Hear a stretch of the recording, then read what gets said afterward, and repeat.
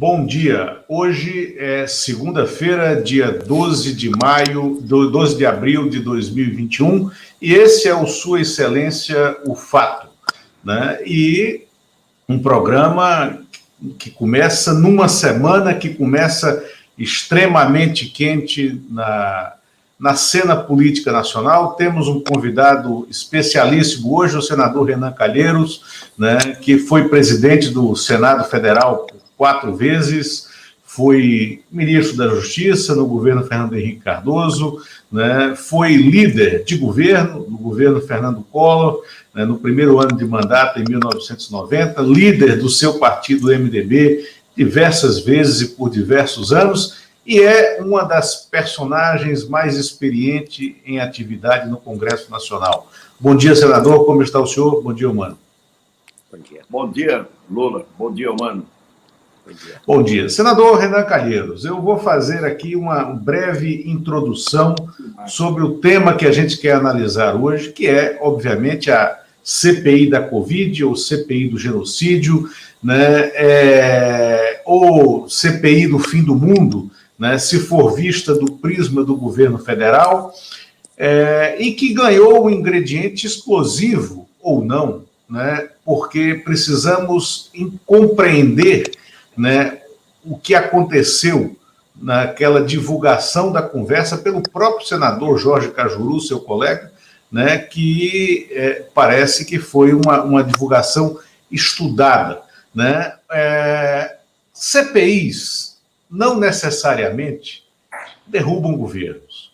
Hoje, na Folha de São Paulo, o cientista político Marcos André Mello, da Universidade Federal de Pernambuco, e que é engenheiro, né, de primeira formação, ou seja, lida muito bem com os números, ele mostra que entre 1946 e 2015, 32% das CPIs aprovadas não concluíram seu trabalho e 5% sequer foram instaladas, né? Esse levantamento do Marcos André Mello mostra que, sobretudo, de 1988 para cá, com a nova Constituição, quando as CPIs adquiriram um poder de ação ainda maior, e quando ficou claro que a gente vive num país que há um presidencialismo de coalizão, né, e que há um presidencialismo de coalizão, né, nós estamos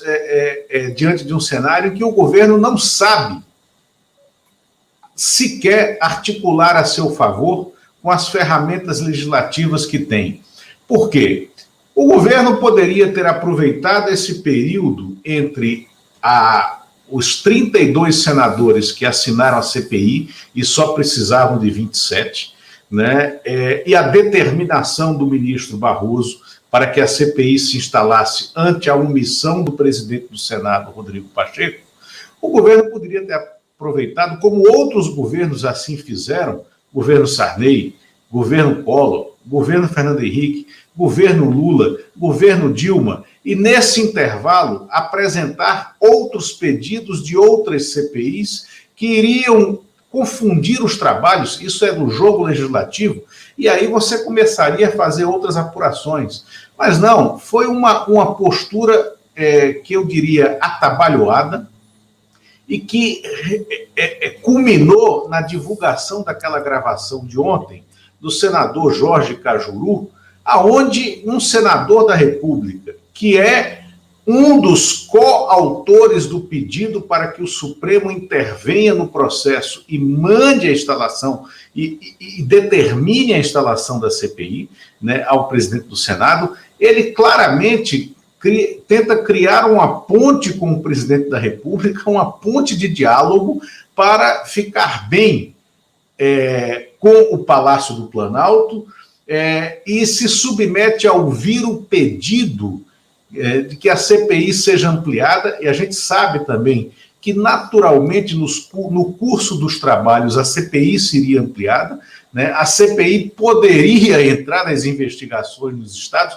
não precisava daquele gesto desesperado presidencial, além do que ele tenta fazer com que o Senado passe a apurar eventuais possibilidades de impeachment de ministro do Supremo, numa postura totalmente ensandecida do ponto de vista da disputa entre poderes, do ponto de vista da desarmonia entre os poderes. Senador, a gente está diante de um momento sui generis, em que pode dar essa CPI e o que é necessário focar neste momento, nessa apuração? O que acontece em Brasília? Bom dia.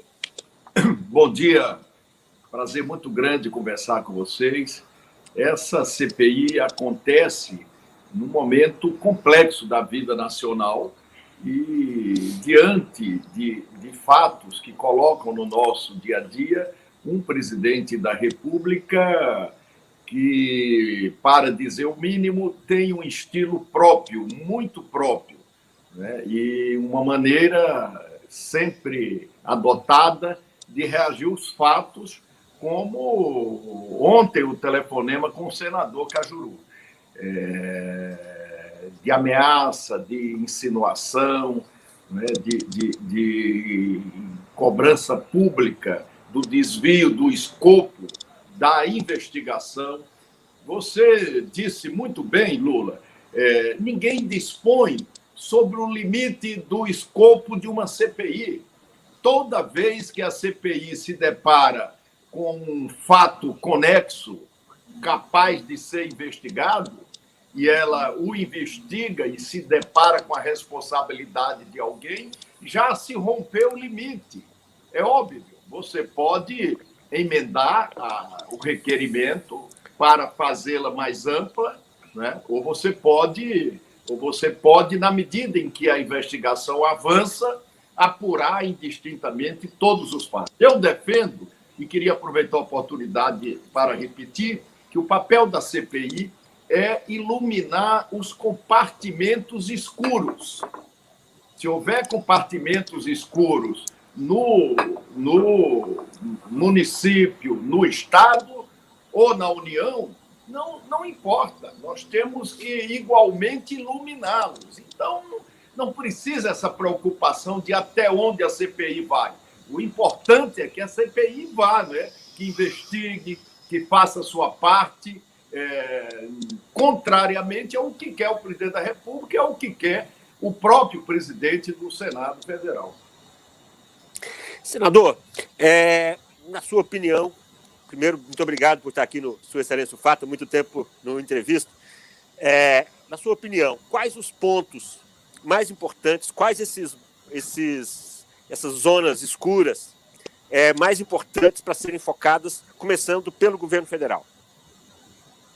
Olha, no governo federal, a relação de fatos criados pelo próprio presidente da República e por ministros e por declarações dele próprio de vários, você tem uma lista enorme que, sem dúvida, orientarão em qualquer circunstância os trabalhos dessa comissão parlamentar de inquérito, né?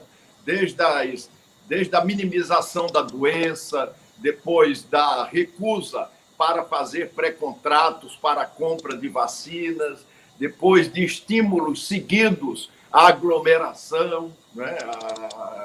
Isso tudo, evidentemente, que vai ser... Não uso de máscaras, né? A questão da compra de oxigênio, né? Compra de oxigênio, que poderia ter sido montadas usinas de modo a não permitir que houvesse a escassez desse produto que é fundamental para o combate aí ao vírus. Tudo, absolutamente tudo. A começar pela cloroquina, né? Que falam que o Brasil teria comprado cloroquina para 18 anos. Passar limpo essa distribuição, essa aquisição de cloroquina, se é verdade, se não é verdade, que ele estimulou a produção de cloroquina até instituições militares. Essas respostas terão que ser dadas todas pela Comissão Parlamentar de Inquérito. que não é, vocês sabem, uma comissão parlamentar de incriminação. A responsabilização vai acontecer na medida em que a investigação avance. Perfeito. Senador, exatamente, eu queria assim, ser muito cartesiano, né, nessa conversa nossa. Primeiro, o país teve 2 impeachments de presidentes da República. Um que foi totalmente, diretamente ligado a uma CPI, né? Uma CPI que criminalizou atos do presidente da República e, na verdade, chegou a um ato de ofício e que levou à cassação. Um segundo impeachment presidencial prescindiu de CPI, né? Não houve uma CPI que houvesse, né, que tivesse em razão dela, em decorrência dela, o impeachment presidencial. O que nós vemos agora é uma ansiedade, tanto de oposição quanto de governo, para que a CPI vá diretamente no impeachment. Mas existe todo um encadeamento de apurações. O que se quer investigar? Baixando a bola, botando a bola no chão para fazer os lançamentos dentro do gramado, o que se quer apurar são atos e omissões do governo federal no enfrentamento à pandemia, que já matou 360 mil pessoas no Brasil, em números oficiais, né? Existe a possibilidade de uma subnotificação que eleve, né, essa contabilidade mórbida para mais de 400 mil pessoas já mortas no período de 13 meses, né? E o que o governo tem que necessariamente fazer para revelar transparência e tranquilidade nessa apuração e que não faz? E quais são os caminhos para que vocês... E olha, outra coisa, as CPIs que aconteceram até hoje, aconteceram num cenário de normalidade do país, onde as pessoas tinham que comparecer ao Senado ou ao Congresso Nacional, à Câmara dos Deputados, né, para depor, aonde se formavam subcomissões para as quais convergiam os documentos e havia uma fiscalização, um processo de filtragem de documentos, e dali surgiam os fatos. Tudo isso será diferente nesse momento. O governo foi assodado demais, não teve a frieza institucional até aqui para lidar com esse momento? Sim. Esse governo, mais do que qualquer outro, ele tem sobejamente demonstrado que não quer ser investigado, não gosta de ser investigado. E toda vez que isso acontece, reage da mesma maneira, não é? Com críticas, com agressões, com tentativa de colocar suas pessoas nas ruas, não é? Com pedido de fechamento de poderes. E o que aconteceu ontem, que você já referiu, no diálogo com o senador Cajuru, aquilo é uma conversa cheia de ameaça, de insinuação, de tentativa para desbordar os limites da própria investigação, de modo a obscurecer qualquer investigação que possa se fazer contra o governo. Quer dizer... Há crime naquela conversa? Eu acho que, evidentemente, há, de lado a lado, né? De lado a lado. Eu acho tanto do senador da República que tentou pedir clemência ao presidente, que não o nivelasse de forma nenhuma com ninguém da casa que integra, e do presidente da República ao estimular, não é, a ampliação do escopo da CPI, fundamentalmente como uma tática diversionista, não é? E ao presidente da República na tentativa de intimidação do Supremo Tribunal Federal através de um impeachment de um ministro que ele defende com o objetivo de dispersar a própria investigação que acontecerá no Congresso Nacional. Eu acho que essa conversa é um bom ingrediente para o começo da CPI. Ou seja, era um diálogo de criminosos. Era um diálogo, vamos respeitar o patamar em que estamos da investigação, começaremos ainda a comissão parlamentar de inquérito, mas era um diálogo suspeito, né, de lado a lado. Senador, qual a correlação de forças hoje no Senado e na CPI? O senhor acredita que vai ter? O governo tem força para segurar essa CPI? Ou há um ambiente de que essas investigações possam avançar? Olha, é evidente que o governo tem uma correlação favorável no parlamento para fazer uma avaliação sensata deste cenário. Nós precisamos, em primeiro lugar, dizer isso, mas há também um fato que precisa ser levado à opinião pública, é que na comissão parlamentar de inquérito, que será composta por 11 integrantes, quer nós utilizemos a regra da indicação partidária, por bancada de cada partido, ou a regra da indicação por bloco, o governo é amplamente minoritário. Amplamente minoritário.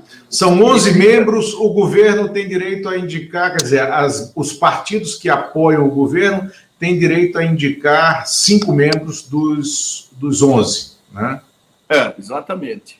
5 membros dos 11. E esse bloco já tem, de pessoas que não são ligadas ao governo, inclusive eu, esse bloco já tem a garantia da indicação de 6 membros. 6 membros, podendo ainda, na medida em que haja uma definitiva localização do PSDB, ter o 7º membro da comissão, o que significa uma maioria razoável, bastante razoável para um colegiado de 11. O MDB está unido nessa questão, senador? Eu acho que o MDB estará unido na representação que escolher para a comissão parlamentar de inquérito, o que é fundamental. O líder da bancada já me comunicou que indicaria o meu nome como um dos membros, né? Eu fico muito feliz, porque, como você sabe, cabe sempre à maior bancada, pela proporcionalidade, a indicação ou do presidente ou do relator. No meu caso, eu acho tudo isso uma coisa adicional que, se for preciso, não se leve em consideração, porque eu acho que a minha presença na própria comissão é uma oportunidade para que eu possa obter uma grande produtividade e fazer a minha parte, fazer o meu papel. Ou seja, como membro da comissão, eu já me considero atendido, né, para que eu possa colaborar efetivamente com essa investigação. Significa que o senhor abriria mão de ocupar um desses cargos, ou de relator, ou de presidente, e o senhor quer trabalhar na CPI, essa? Não, eu não costumo antecipadamente abrir mão de nada, né? E não seria o caso de fazê-lo agora, né? É preciso aguardar prudentemente a indicação do líder da nossa bancada, né? E o resultado do conjunto dos líderes que comporão esse campo aí antigovernista, que, como disse, significa ampla maioria. Agora, senador, a CPI tem o número mais do que... ela precisava de 27 assinaturas, reuniu 32, né? CPIs são instrumentos, isso é fundamental ficar claro para as pessoas. CPIs são instrumentos da minoria. Por quê? As minorias têm que conservar dentro do parlamento, nas democracias representativas, as suas margens de manobra. E isso foi consagrado na Constituição, né? Isso foi consagrado na Constituição de 88. Né?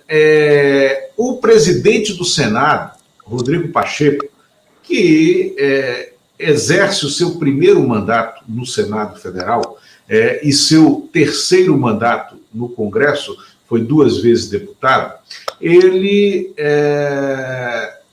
segurou por muito tempo essa CPI, ele levou esse tema de uma forma a que a gente descambasse, a gente terminasse adernando nessa antessala de uma crise institucional em razão disso. O senador Rodrigo Pacheco errou na condução desse processo dentro do Senado.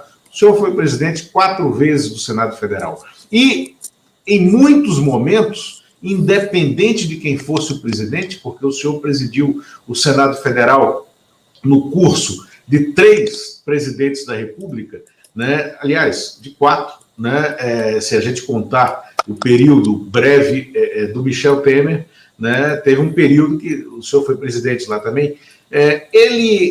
O Rodrigo Pacheco segurou demais, errou em algum momento nessa condução?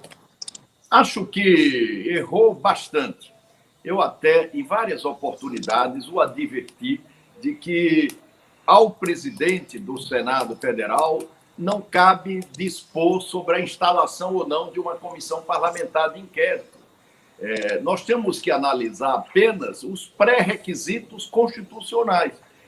Se há o número mínimo de assinaturas, se há fato determinado e se há prazos para essa investigação. Feito isso, o controle da constitucionalidade é do Supremo Tribunal Federal. Essa foi a jurisprudência que o Supremo Tribunal Federal sempre adotou, sempre. E que, neste caso, não haveria, da parte do Supremo, uma decisão diferente. Portanto, o recomendável era o presidente Rodrigo Pacheco se antecipar e instalar a comissão parlamentar de inquérito.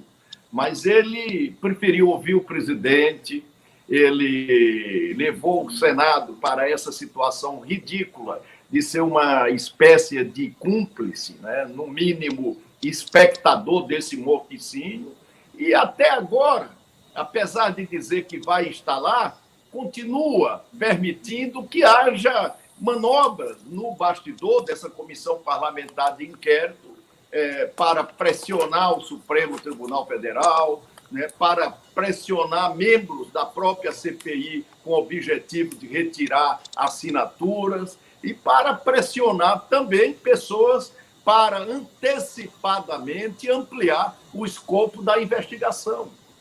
Quer dizer, ele errou demais e tem errado bastante também quando, do alto da sua cadeira de presidente do Senado do Congresso Nacional, como autoridade máxima do orçamento da União, um orçamento que está para ser concluído ainda em abril, com óbvios prejuízos ao país, à estabilidade econômica, não é? Ao custeio, aos investimentos, ele força o presidente sancionar uma peça orçamentária escandalosa, talvez a mais escandalosa de todos os tempos, quando o Congresso Nacional destina mais dinheiro para emendas parlamentares e de relator do que está destinando para o auxílio emergencial deste ano, que significa apenas 15% do auxílio emergencial do ano que passou.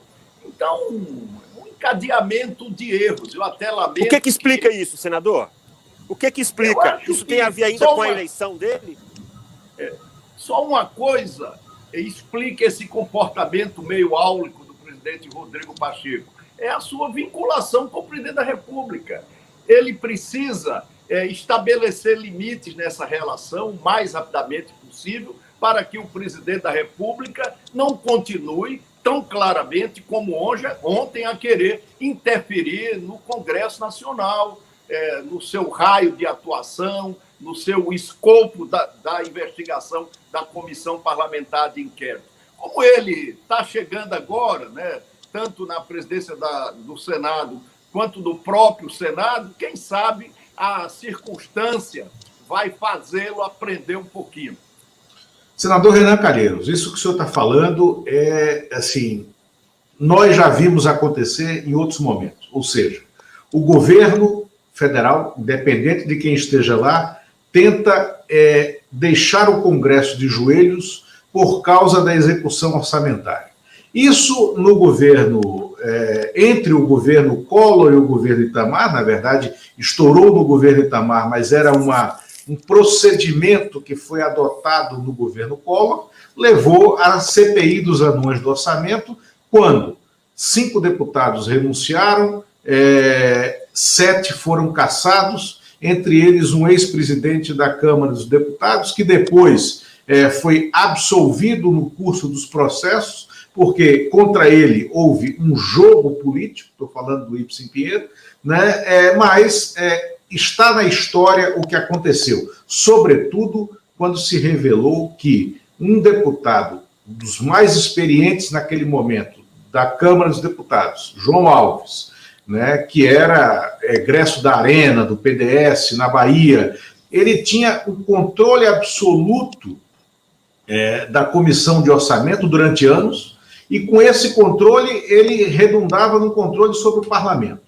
Nós temos hoje, e foi evidente essa postura, o presidente da República levou para a Secretaria-Geral de Governo uma deputada de primeiro mandato, Flávia Arruda, egressa de um partido, que é o PL, que compõe esse centrão que dá apoio político a ela. Ela mesma foi a presidente da Comissão de Orçamento, desse orçamento que terá de ser executado, e desse orçamento, como o senhor fala, sui generis, porque é um orçamento distorcido, um orçamento que distribui dinheiro direto para emendas parlamentares muito mais do que para o próprio executivo executar essas emendas, mas que foi também esboçado sob a presidência e durante o mandato do senador Davi Alcolumbre no Senado Federal, senador este que hoje preside a Comissão de Constituição e Justiça do Senado Federal. A execução orçamentária é a chamada tinta na caneta, né, do Poder Executivo para colocar de joelhos e para negociar com parlamentares dentro daquele microjogo político, né? O senador Davi Alcolumbre continua muito próximo, né, do Palácio do Planalto, continua muito próximo da Comissão de Orçamento, continua muito próximo dos executores do orçamento no Poder Executivo. O orçamento da União, que ainda não foi sancionado, que tem de ser sancionado até o dia 22, e que pode agravar ainda mais a crise institucional, dependendo da sanção presidencial ou não, e também dependendo do fluxo de gastos e do buraco orçamentário que nós temos. Então, o Orçamento Geral da União é um combustível evidente nessa guerra política em que se tornou a CPI da Covid ou a CPI do genocídio? Porque, Lula, complementar essas ações do governo sobre parlamentares, essa pressão, essas ameaças, esse convencimento, dependem fundamentalmente do orçamento que está aprovado. Em primeiro lugar, não se entende por que é que o governo deliberadamente deixou para votar esse orçamento e para decidi-lo em meados de abril do ano seguinte. Em segundo lugar, o Congresso cortou despesas vinculadas constitucionalmente, portanto, despesas incomprimíveis, que não podem ser cortadas. 26 bilhões de reais, se não me engano, de recursos da Previdência, de seguro-saúde, seguro-desemprego. Coisas absurdas. Nós fizemos há pouco uma reforma da Previdência Social exatamente para dar sustentabilidade econômica para ela. Neste cenário, você corta 26 bilhões de reais de forma irresponsável, é algo que não dá verdadeiramente para aceitar. E o outro grande problema é que o Congresso criou competência e atribuição para o ex-relator. O único lugar do mundo onde ex alguma coisa tem competência e atribuição é no orçamento do Brasil. Quem é o ex-relator? O relator é até da minha bancada este ano, da bancada do MDB é o senador Márcio Bittar do Acre. E o ex-relator quem é?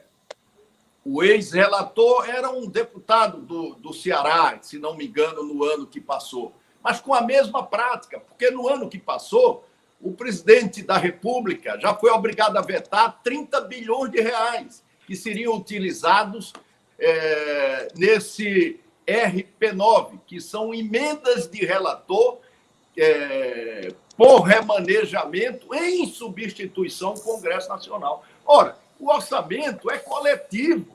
Na medida em que você privatiza o orçamento, coloca todo o orçamento da União para ser administrado, manipulado por uma só pessoa em substituição ao Congresso Nacional, quer dizer, isso nunca aconteceu em lugar nenhum do mundo. Isso é uma coisa escabrosa, absolutamente escabrosa e mais grave do que os escândalos acontecidos lá na época dos anões. Mas isso é complementar. Você só vai dispor de uma bancada, você já o disse muito bem, se você tiver o orçamento, né, para, através desse orçamento da União, sem planejamento nenhum, através do ex-relator, canalizar recursos para determinadas pessoas. Quer dizer, isso é um escândalo. É o nome do próximo escândalo que nós vamos ter que apurar no Brasil. Só colocando aqui, só colocando os nomes aqui. O relator atual é o Márcio Bittar, do MDB do Acre, senador, e o ex-relator é o deputado Domingos Neto, do PSD do Ceará. Exatamente. Pelo que eu entendi, na sua avaliação, cabe uma investigação sobre a montagem desse orçamento e a votação desse orçamento? Sobretudo, se o presidente da República sancioná-lo. E olha que ele está sendo muito pressionado, tanto pelo presidente do Senado, quanto pelo presidente da Câmara. O presidente da Câmara sequer faz parte da mesa do Congresso Nacional. A responsabilidade sobre o orçamento é toda do presidente do Senado Federal. E do alto da sua cadeira, como falei, ele está pressionando o presidente da República a sancionar uma peça escandalosa. Se o presidente da República fizer isso, né, ele deve se tornar inelegível, porque estará cometendo crime de responsabilidade fiscal num país, né, que, certo ou errado, há poucos anos, tirou uma presidente da República, impediu uma presidente da República exatamente por isso. Quer dizer, isso não pode acontecer. E a ministra Flávia Arruda e outros ministros do governo e líderes do Congresso Nacional minimizam o problema e dizem assim: não, nós vamos fazer um acordo. Não há acordo possível. Não há acordo. Inclusive, porque se o orçamento for sancionado da forma como ele está, ele vai provocar uma diáspora na equipe do Ministério da Economia. Porque ali você tem técnicos, tudo bem, o ministro Paulo Guedes não sabe nada, não entende nada, finge que não compreende como as coisas são feitas, ainda segue brincando de ser o ultraliberal da escola de Chicago que foi plantado em Brasília. Mas, para que o Ministério da Economia funcione, ali há profissionais de carreira do Estado brasileiro que sabem quais são os limites que eles têm e quais são as suas responsabilidades e responsabilizações. Se esse orçamento que o senhor fala que é criminoso, se esse orçamento que o senhor fala que é o início de um processo de impeachment ou ele em si é capaz de provocar a inelegibilidade do presidente da República que o sancionar, e que ele está sendo usado como combustível na troca, né, de voto, na troca de posicionamentos políticos neste momento de CPI em Brasília, então a gente pode esperar, a gente pode dizer, na verdade, que esse orçamento é um combustível político imenso, né, de alta octanagem nas mãos do presidente do Senado Federal, que é quem tem o poder de ordenar, de mandar executar esse orçamento que o parlamento aprovou. É isso? É exatamente isso. Quer dizer, essa pressão nesse momento complexo da vida nacional não pode acontecer. Ao fazer isso, o presidente do Senado está minimizando o seu papel como chefe de um poder e responsável direto pelo orçamento da União. Olha, o Senado já cometeu muitas omissões.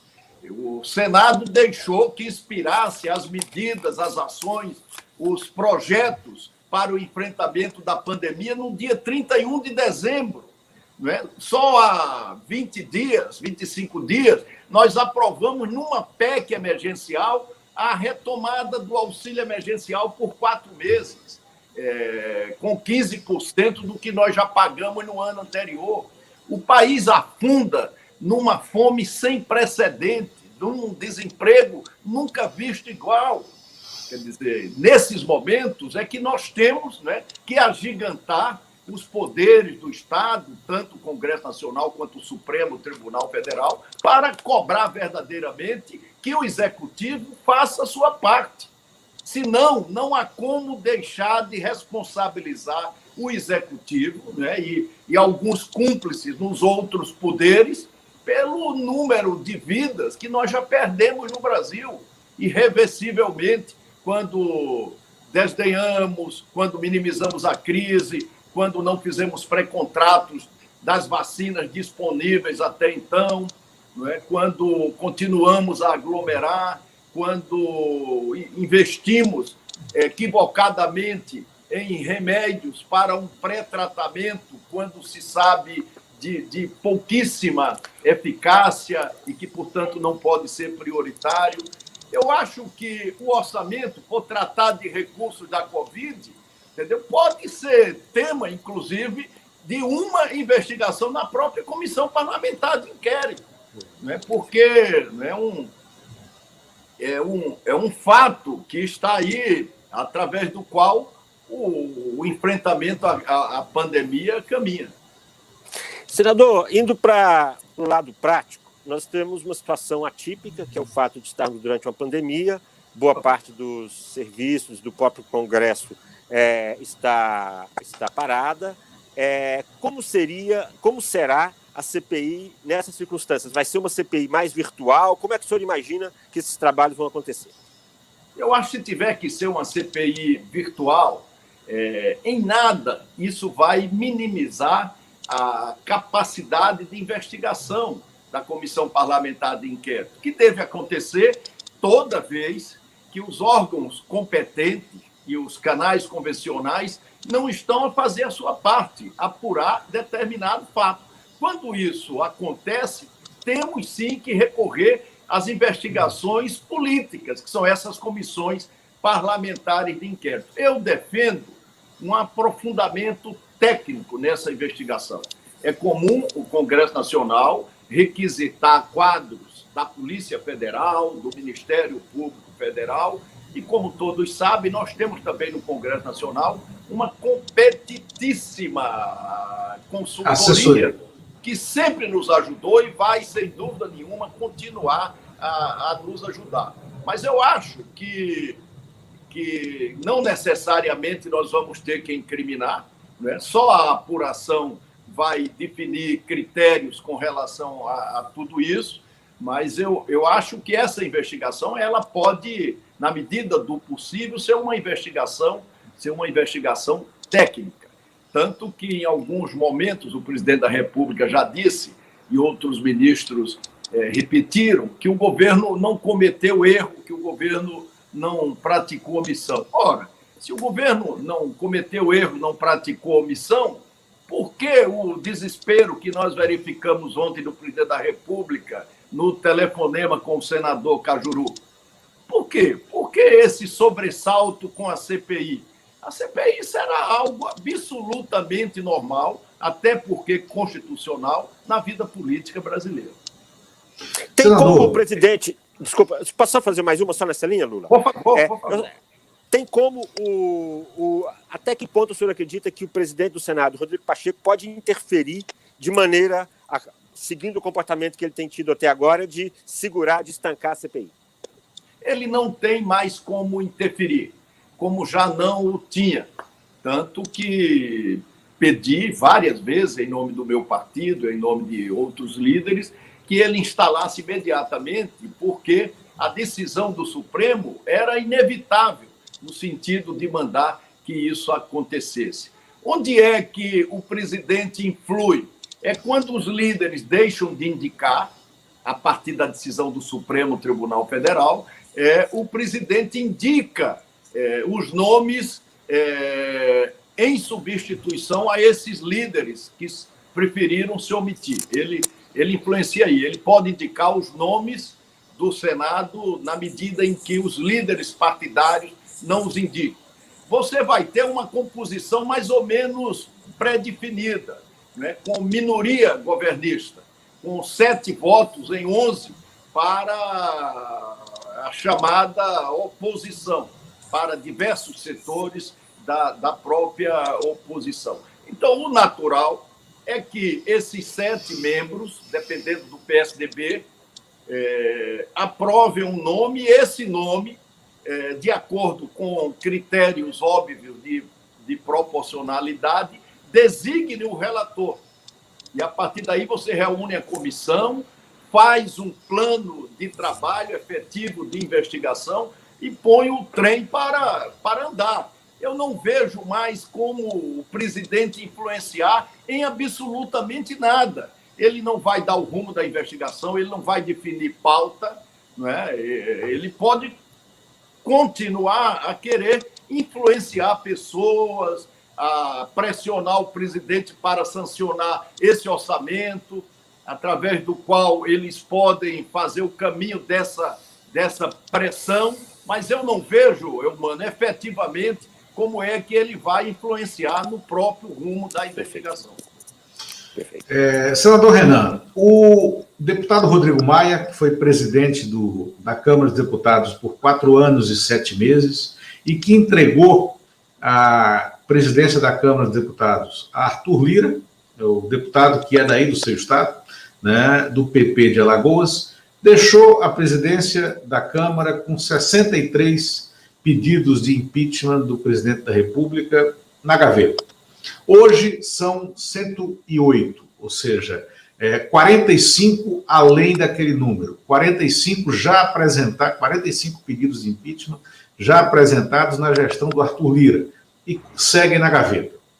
Hoje, em razão dessa estúpida divulgação, dessa inacreditável gravação de um senador da República, Jorge Cajuru, numa conversa com o presidente da República, Jair Bolsonaro, onde o senador grava e depois ele mesmo divulga uma conversa em que é evidente que ele está querendo abrir um canal de negociação direta em razão dos seus votos e das suas posturas como parlamentar, né, que é o que está naquela gravação, e o presidente, isso é crime, e o presidente da República comete outros crimes, incitando um parlamentar, um senador, para que ele coloque a alça de mira no Supremo Tribunal Federal, em governadores, em prefeitos de capitais, né, também cometendo crimes. Nesse cenário, ao qual se soma ao cenário que a gente já tem no país, de um governo federal que não consegue agir a favor da população, né? Numa pandemia que já matou 360 mil brasileiros, em números efetivamente apurados, pode ser maior esse dado, aonde o governo se omitiu. Se a gente pegar a questão do oxigênio, exclusivamente no caso do Amazonas, houve uma omissão do governo federal no caso do Amazonas, porque o governo federal sabia que faltaria oxigênio, e depois que o governo sabia que faltaria oxigênio e que faltou oxigênio, morreram 66 pessoas no Amazonas, né? E este presidente não está a enfrentar nenhum processo de cassação efetivamente consignado no Parlamento, no Congresso Nacional. A ex-presidente Dilma Rousseff perdeu o mandato, foi cassada, sem que houvesse uma CPI e sem que houvesse uma responsabilização dela por crimes de responsabilidade efetivamente inscritos na Constituição. O que a Dilma deixou de fazer para ser cassada e que o Bolsonaro está fazendo que os processos não prosperam contra ele? Que cenário é esse que a gente vive? Eu acho que nós temos aí uma evidente comparação de caráter, né? Tanto do presidente Rodrigo Maia, que é um homem muito bem posto, correto, né? Cujas ações são tocadas pelo equilíbrio, de um lado, e do outro lado, o ex-presidente da Câmara, Eduardo Cunha, que algumas pessoas pensam exatamente como eu enxergo pelo oposto que acabei de enxergar o Rodrigo Maia. O Rodrigo Maia fez sempre uma avaliação. E aí, a grande confusão no telefonema de ontem. Uma coisa é o impeachment, né? que exige condições políticas para caminhar, além de suplantar das questões de fato e tudo mais. A outra coisa é uma comissão parlamentar de inquérito. O impeachment de Fernando Collor foi um desdobramento de uma comissão parlamentar de inquérito. Não é? O Rodrigo Maia disse em algumas oportunidades que a correlação política da Câmara Federal não permitia que ele avaliasse esses pedidos de imprensa, porque ele não teria como aprová-los. E não os aprovando, abrindo sem absolutamente nenhuma sustentação, isso poderia colocar o presidente da República até numa situação privilegiada de vítima. Foi um pouco o que aconteceu no governo Getúlio Vargas, né? Queriam tirar o Getúlio de todo jeito, o capital nacional na época, a burguesia, e investiram na República do Galeão e na desestabilização, e que levou ao suicídio. Exatamente, Lula. Investiram na abertura do impeachment e o Getúlio ganhou.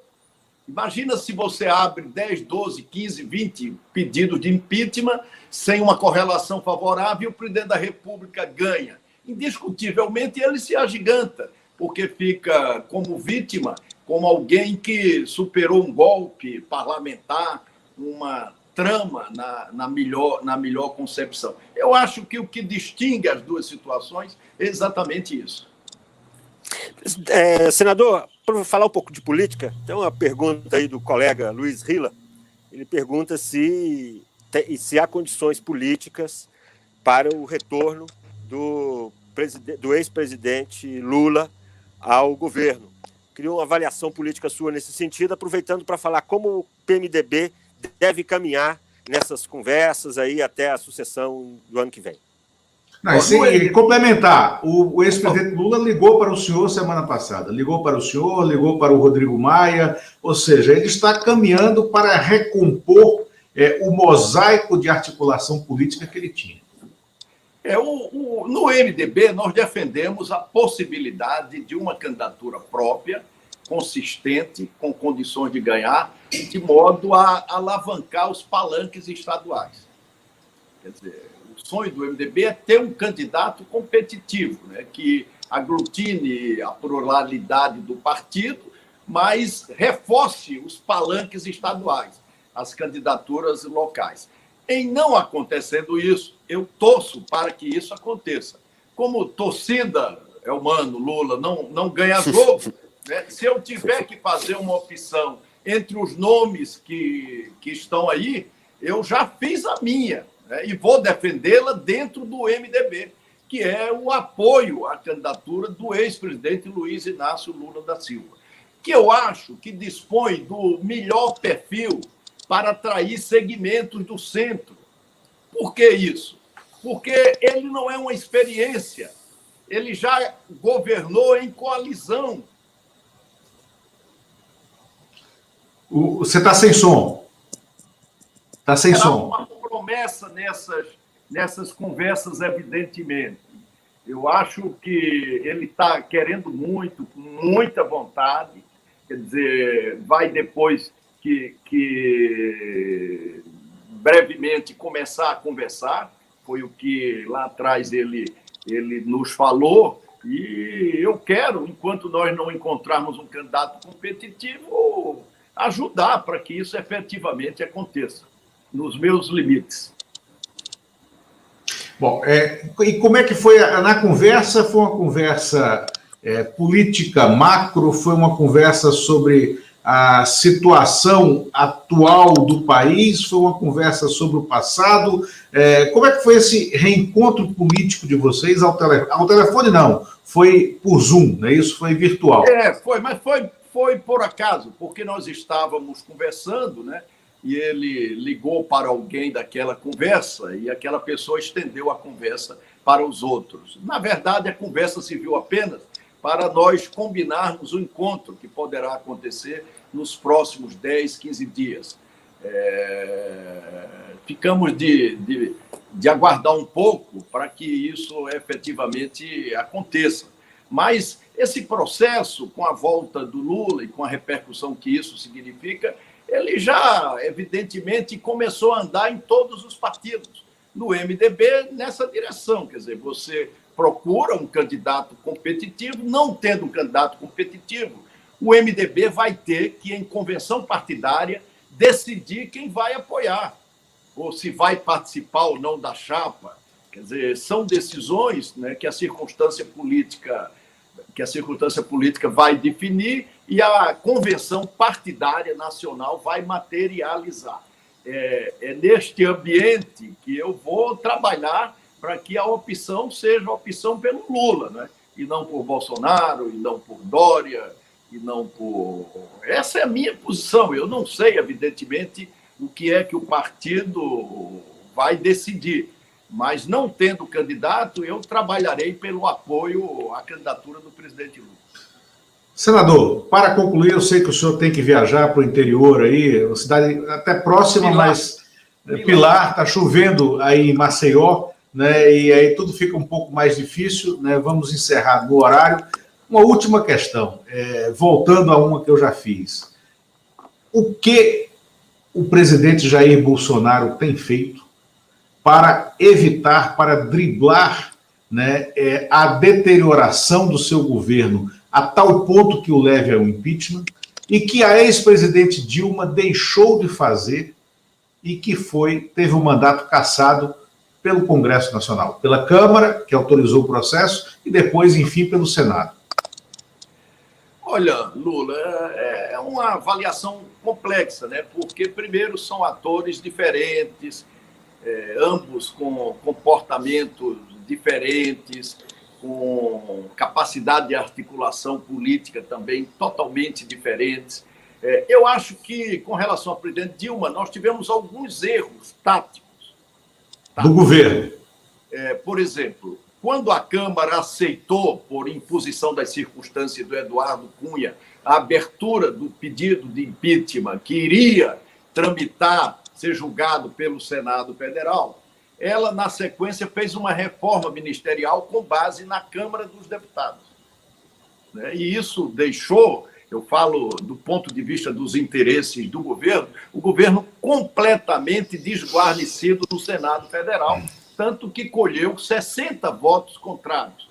Eu não falo no meu, não, porque o presidente não estaria obrigado a votar, eu, com absoluta isenção, conduzi o processo em todos os momentos, conversei com a presidente Dilma, até na véspera da votação do impeachment, sempre tive a melhor relação com ela, gosto muito dela e sempre deixei claro qual era a correlação do Senado Federal. Havia um cronograma adotado desde o impeachment do Fernando Collor, exposto pelo Supremo Tribunal Federal, ao qual o Senado Federal estava obrigado a cumprir. Eu mesmo fiz uma reunião para nós fazermos um planejamento do que aconteceria nesse julgamento. Eu vi lá do Supremo Tribunal Federal uma decisão de que o Senado disporia de tudo, julgaria da forma que quisesse, mas o calendário que tinha que seguir era aquele calendário já adotado no impedimento do Fernando Collor. Então, 60 senadores para um lado e 21 senadores para o outro lado. Do ponto de vista da votação, não tinha, evidentemente, o que fazer. Eu preferi, você se recorda, votar com os 60 para capitalizar a votação do segundo quesito, que foi de manter os direitos políticos. Os direitos políticos. Garantir os direitos políticos, que muita gente no Brasil fez uma superficial avaliação que não poderia, né? Mas depois de várias contestações, inclusive no Supremo Tribunal Federal, ficou demonstrado exatamente o contrário, que pode, e por isso a decisão que nós tomamos. Quer dizer, eu acho que se o desdobramento da comissão parlamentar de inquérito for no sentido da responsabilidade do presidente da República, essas coisas, né, na medida que avançam, elas vão mudando essa correlação existente hoje na Câmara dos Deputados e no Senado Federal. No Senado está mudando, tanto que eu já assegurei aqui que a oposição tem 7 numa comissão de 11, né? E o governo tem apenas 5, né? Podendo ter o 6º e a oposição podendo ter o 7º. Vai depender aí de quem será o nome do PSDB. Não, isso sem dúvida, e aí, para ficar muito claro para quem nos assiste, a audiência, aliás, está altíssima, e esse programa é reproduzido depois na TV 247, na revista Fórum, no Diário do Centro do Mundo. Senador, houve, sim, uma incompetência de condução política, né, do governo na época da presidente Dilma Rousseff, e que, apesar de toda a loucura institucional que a gente vive hoje, apesar de toda o inacreditável roteiro político que a gente assiste hoje, esse governo atual, Jair Bolsonaro, conserva umas pontes de atuação dentro do parlamento que a ex-presidente Dilma, talvez até por suas virtudes, pela sua forma dura de enxergar o jogo político, pela sua forma inflexível de lidar com alguns pedidos, com algumas exigências parlamentares, terminou caçada. E o atual governo nos submete a uma tortura, né? A uma tortura de cenário, né? De olhar que o país afunda dia a dia, semana a semana, cada vez mais num fosso que parece não ter fundo. Só uma perguntinha rápida, mudando um pouquinho de assunto. Até hoje, os presidentes se candidataram à reeleição, ganharam e chegaram à eleição como favoritos. O senhor acredita que o presidente Bolsonaro chegará a 2022 como favorito na eleição? Não mais, porque os últimos fatos, inclusive com as 2 decisões do Supremo em favor do presidente Lula, proporcionaram uma mexida muito grande nesse cenário presidencial, até mesmo no Palácio do Planalto. O presidente Bolsonaro, pelo que se dizia, não acreditava que houvesse disponível um candidato para enfrentá-lo, em função do fato de ter em torno de 30% de aprovação. Mas as últimas pesquisas realizadas, pelo menos as que eu vi, tanto da XP quanto do Poder 360, elas demonstram claramente, né, que o Lula já tinha em uma 29%, em outra 34%, o Bolsonaro um pouco isso, o que por si só indica, hoje, em qualquer avaliação, que nós deveremos ter um segundo turno entre os dois, né? E aqueles candidatos do manifesto, aqueles 7 outros candidatos, eles somados numa pesquisa estimulada, eles têm 39% dos votos. Mas quando você faz uma pesquisa espontânea, muitos daqueles 7 candidatos, em vários estados do Brasil, têm apenas traço. O que significa dizer que para mexer, para movimentar, para substituir tanto um quanto o outro, né, vai ser preciso aí muita coisa, evidentemente, acontecer. E nesse grupo dos 7 do manifesto, você percebe claramente que um não quer ser representado pelo outro. Um não vota no outro. Não é? E o desestímulo, tanto do Ciro Gomes quanto do Fernando Henrique Cardoso, a candidatura do Lula, eu brinquei outro dia, é algo inconsistente, verdadeiramente patético. Era como na nossa época, lá atrás, em que a Ferrari era a favorita absoluta para ganhar os campeonatos, você exigir da Ferrari que ela, por vontade própria, perdesse todas as corridas. Isso é algo semelhante a tirar o Lula hoje de um processo eleitoral. Eu, sinceramente, não acredito que isso possa acontecer. Perfeito, também não. Senador, chegamos ao nosso horário.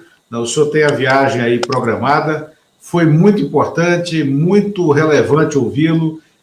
Espero que amanhã a CPI seja, enfim, lida no plenário do Senado, e o que formaliza a sua criação impede, ou seja, bloqueia a retirada de assinaturas, e que o Senado Federal encontre uma forma de tornar efetiva essa apuração, mesmo em meio à pandemia e com as contingências, né, que o cuidado que cada um tem que ter com a sua vida, com a não contaminação, ainda assim a gente possa assistir a uma dessas apurações, que são momentos memoráveis do funcionamento do instrumento democrático que é o Congresso Nacional. Foi um prazer ouvi-lo, muito obrigado por ter atendido o nosso pedido. Muito obrigado a vocês, muito obrigado aí pela oportunidade, e estou à disposição. Toda vez que for preciso combinar qualquer coisa, Lula, Elmano, é só ligarem. Perfeito, faremos isso, senador. Muito obrigado, até logo.